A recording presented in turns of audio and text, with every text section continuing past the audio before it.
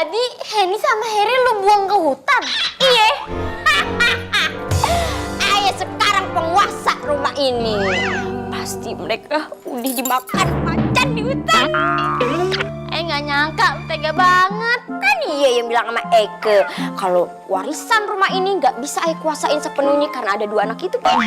Ya nggak gitu juga, nggak lu buang ke hutan juga.